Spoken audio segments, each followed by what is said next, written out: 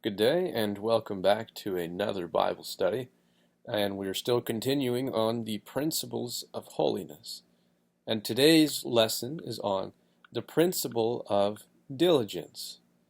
Now, for those not familiar with what diligence is, it's to be characterized by a steady, earnest, and energetic effort. In this one, just like many of the other ones, has a practical application as well as a spiritual application. But of course, we'll be teaching spiritual concepts, and like I said, they translate over, and it carries you into many things. So, one of the best known verses for this, it's Galatians chapter 6, verse 9. It says, "And let us not be weary in well doing, for in due season we shall reap if we faint not." Which this is referring to mainly in terms of spiritual things, when there's something that you want and you know it's part of God's will, but yet it hasn't come to pass. Then you hold strong. Like, for example, people were having a lack of success in the New Testament church, and encouragement by saying, "Let us not be weary in well doing, for in due season we will reap if we don't faint." If we don't give up, then we shall get that which we seek. It says in the Bible, "Seek and ye shall find." But of course, it's not just a continuation, but it's also a joy and a sort of energy about what you do, regardless of who it's for and regardless of what it is. Even if it's something that you don't particularly like, and of course, that's something that makes it a lot more difficult. If you don't really like doing what you're doing, then it's going to be a lot harder. But a motivation is to do what you are doing as though it is for God himself. As Colossians 3:23 says, it says, "Whatsoever ye do, do it heartily, as to the Lord, and not unto men." So it's, as it's saying simply enough, if you're doing something, don't just do it as you're just doing it for a person, right? Like when you're working at, let's say you work at Tim Hortons, or say you work at McDonald's, or wherever you're at, whatsoever you do, you're not working. Don't think of it as you're working for the manager, or you're working for the owner of the company, or whatever. Think of it as you're working for the Lord, because diligent labor will glorify God. It seems pretty mundane, but there is a lack of diligent workers nowadays, and there's a lack of workers who, put effort into what they do. So it's going to be appreciated by, the people in charge and the people around you, that you'll make their life easier by doing your job. Like, I don't know if you've ever done a group project in school and then you've had someone that doesn't really put any effort into the project, but of course they still pass because, you guys did all the work, but then they do nothing. Well, no one's fond of that person because they didn't do any of the work. They weren't diligent about the project. So people are upset with them as a result. And that doesn't glorify God. So as a Christian, we should also be good hard workers. And we should be people who will, put forth the due effort. Like I said, even for things that you don't like, even for things like schooling, schooling isn't necessarily the most important thing, but putting an effort into schooling, maybe you don't have to necessarily put everything into schooling, and you don't have to try to get every single credit possible, but the schoolwork that you have, try to do it. Like, try to pass your classes. Don't just give up on your classes because, maybe you don't need them. Like, there's classes I didn't really need in school. Like, I didn't really need English class because I already can speak English, I can read English, my grammar's fine. But, I still would try to pass the classes because it's just, it's diligence. It's what diligence is. It's putting your effort into the work regardless of how you feel about it. Of course, it's easier if you like it, and if you can, find a way that you do like that work. But you won't always find that way. And so that's what that is. In Proverbs 13:11, it says, "Wealth gotten by vanity shall be diminished, but he that gathereth by labor shall increase." So it's also for yourself that you work diligently. And when it says vanity, because it's a very weird verse, vanity in Hebrew is hevel, which means a vapor or breath. and is used to describe something that fades quickly or something that only provides short-term success. And it also can describe something that is of no inherent value. In this passage, vanity seems to refer to a fraudulent gain or something that's unjustly earned. So like I was talking about there, for example, the group project. This is a pretty small example, but it's an example nonetheless, and one that's very common. If you're passing a group project, not actually doing any of the work and letting everyone else do the work for you, you may pass your way through school that way. But it will diminish eventually, because then when you want to actually maybe you want to go to college one day or go to university one day, and you don't put in any of the effort, well, then now that you're in university or in college, now you're lost because you didn't actually take the time to learn and didn't take time to apply the stuff that you learned. So now you're lost because you don't know any of the information, and then you end up losing out the rest of your life. Like every benefit from your laziness in high school or middle school is going to be diminished because, well, now you can't get a career because you don't actually know any information. So now you're either having to waste time and go back to there, which is going to cost time and money, or you're going to have to go to a different career, which may make you more miserable because it's not the career that you want. But you just need something to survive, right? Because it says in the Bible that he who does not work does not eat. So you have to have something to work at. And, and sometimes work is also an investment, right? Like, sometimes it's something that you have to invest in. Sometimes you have to be willing to have to do a little bit more work to make your life easier, right? Like here's a proverb it's 14:4. It says, "Where no oxen are, the crib is clean, but much increase is by the strength of the ox." So right there, it's like there's gonna be stuff you're not gonna like to do with work, but it may make your life better in the long term, right? Like if it was up to me, I'd rather plow a field than shovel poop. But the oxen here, that's what it's saying. Where there's no ox, there's no like poop-filled stalls. There's no dung-filled stalls that you have to clean out. But you're going to have a lot more increase by the strength of the ox, which means that you're also going to be able to benefit not just yourself, but you're going to be able to benefit other people. So diligence has a level of stewardship involved in it too, because diligence isn't just a temporary thing. It's not just something that's only lasting when you're doing that job. Whenever you find opportunity, try to innovate on what you're doing it. Like, let's say you're just doing a task at whatever job you're at, right? Let's just use the fast food place, for example, like Tim's or McDonald's or wherever. They have you making this specific food item.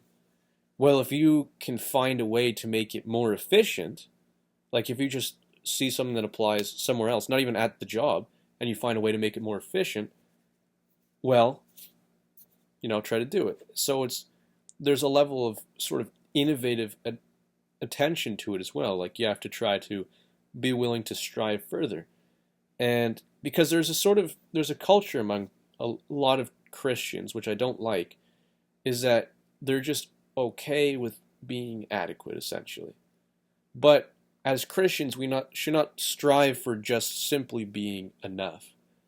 And it says in the Bible, it says, you see a man, is also in Proverbs, I didn't find precisely where, but it says, you see a man diligent in his labor, he will be seen before kings. He won't just be seen before ordinary men.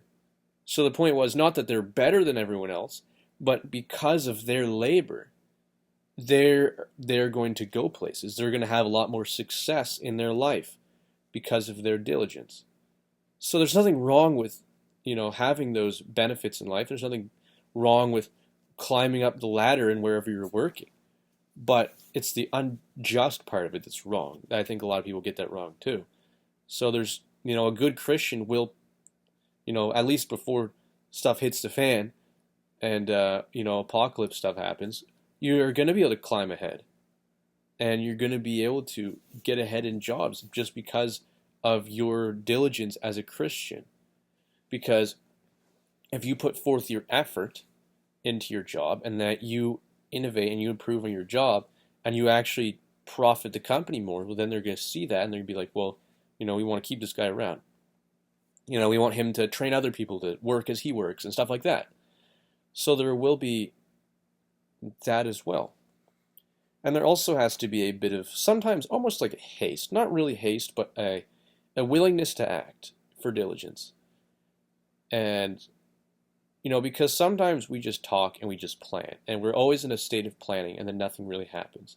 But here's what it says in Proverbs 14:23. It says, "In all labor there is profit, but talks of the lips tendeth only to penury." Or penury here means poverty. So, in every work that you can do, there is a benefit somehow.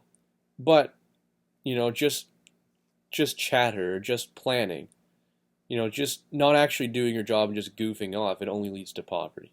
Because back then, it was especially a lot more important to focus on whatever job you were working on. Of course, back then there was a lot less distractions, like there wasn't these forsaken devices and what have you. But, if still thing, like the distraction just be conversation, and that'd be the biggest distraction you'd have. If you allow yourself to get continually distracted away from your work, it will lead you to poverty. Whether it be spiritual poverty by not having that labor in the word and in prayer, or you'll have a physical poverty because you won't actually work physically. And as simple as that. And then, of course, lastly, Proverbs 16:16, it says, "He that labors for himself, for his mouth craveth it of him." So, labor is something that we all have to do in our lives, because it's, as I said, it reads in the Bible that he who doesn't work will not eat. You're not going to get anything because you don't deserve anything for work. And there's nothing wrong with deserving something from work. It says in Ecclesiastes that it is good that a man partakes of the fruit of his labor. Like, it's good for him to have rest. It's good for him to eat. And it's good for him to fare well and, do well financially or what have you, or physically or whatever as a result of his work. Because first off, working is better for you mentally.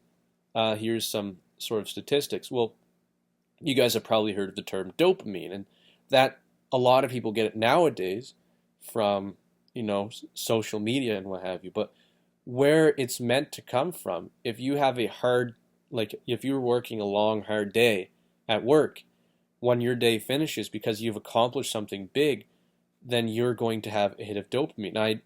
It clicked to me recently when I was working at, the mill I work at. It's long, hard days, 10-hour days, but when I finished my work day, even though it may have been a hard day and maybe a lot of really difficult things, at the end of the day, I'm just super happy because, I was just, it was such a difficult day of work. And now I just get to go home and I get to eat some supper, relax, read my Bible or hang out with a friend or whatever. And I just get to enjoy the remainder of my evening, right? And that's the rewards of labor. You get a joy from labor, which is why Solomon says it's good that a man, it doesn't just say, it's acceptable. It says that it is good for a man to enjoy the fruits of his labor. Because, why labor if there's no fruit? There's benefit to labor, and there's nothing wrong with working. And that doesn't just apply to physical as well, it applies to spiritual. Working for the kingdom in a sense, even if it's just trying to reach out to a friend, try to bring him to Christ. And, failing that, trying to reading through your Bible or praying for people, you labor. And in that case, you're laboring for others and for yourself. Because God rewards those who diligently seeks him. That's what it says in Hebrews chapter 11, I believe. That God is, and he is a rewarder of those who diligently seek him. Yeah. So, you're going to benefit from that. Of course, we don't pray for other people to benefit ourselves, but as a result of our prayers for others, we also benefit ourselves. So there's an importance for diligence. And if you have a will to continue forward in your labors in whatever field you're in, and that, oddly enough, that even continued throughout slavery, right? There was a lot of times where, the Jews were enslaved at different times, but they were still instructed to, do the best they can. The book of Daniel is all about these, there's Daniel, Shadrach, Meshach, and Abednego. They were all guys who were enslaved underneath the Babylonian Empire. And actually, Daniel was in a few different empires as a servant. But despite him being under these empires of people who did not serve God, he put his best foot forward for them without compromising his relationship for God. That's the difference. You don't compromise your relationship with God, but you do with your best. That's there. And you know what? He ends up glorifying God every time. Nebuchadnezzar, the labors through prayer and so on and so forth. Daniel saw it in interpreted dreams, and Nebuchadnezzar relied on him for that when it came time. Because first time, he proved himself with diligence in his relationship with God, and he gave the king a vision that has a prophecy that carried on for hundreds of years. That was talking about the eras of empires that would come after him. And then there's visions that he had on the end times. And there was a vision that Nebuchadnezzar had about his own kingdom being taken from him and then brought back. And, Daniel with his diligence ended up being very close to Nebuchadnezzar because of that. And it ended up bringing Nebuchadnezzar to God. A lot of people don't realize that after that, Nebuchadnezzar served God until the day he died. And he glorified God. It's like a lot of people find it funny, but you may end up seeing Nebuchadnezzar in heaven one day, which is a humorous thought, but still. Then there is Darius, and there's Xerxes, who were also these rulers from other empires who took over the Babylonian Empire, and yet still the labor continued on. Daniel was cast in the lion's den because these guys were trying to take him out because of his diligence. But his diligence for his relationship with God, it preserved him. He was saved from the lions' mouths. And because of that, the king was glad that that servant was still alive because of how diligent and how good he was at what he did. So being a diligent worker will glorify God in the end. And so it's very important to be a diligent worker in the kingdom of God. And that concludes the Bible study for today. And I hope you guys have a good rest of your day or night, whatever time you watch it. And yeah, God bless you.